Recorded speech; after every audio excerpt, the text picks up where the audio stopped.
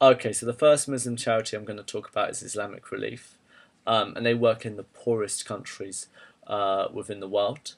And they're based on two teachings from the Quran. As mentioned before, if anyone saved a life, it would be as if he saved the life of the whole people, from the Quran, Surah 532. So if you save a life, it's like you saved everyone. So that's kind of similar to the parable of the sheep and goats, isn't it? Whatever you did for the least of my brothers, you did for me. If anyone saved a life, it would be as if you saved the life of the whole people. Quite a useful way to think about that.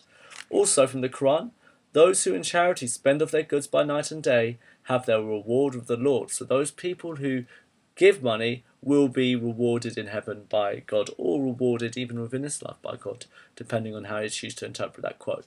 But there is some concept of reward connected to the actual act of charity. And so how do we get people out of poverty? How do we provide that Islamic relief? What do we do with the lower economically developed countries? Education, we train, we provide health care, so we make sure that ambulances and such things like that are available. We build hospitals, we make sure children are safe so that they can support themselves and grow up into responsible, capable adults. We provide clean drinking water, incredibly important, because if you don't have clean drinking water, you can die of diseases such as diarrhea and worse things.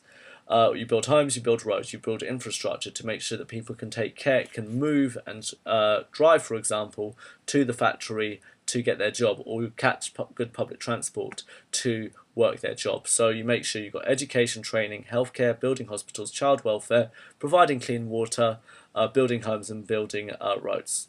Obviously, also Islamic relief. That word Islamic relief, and because poor countries in particular are prone to natural disasters, work on a lot of emergency aid as well. So they're very involved with emergency aid as well.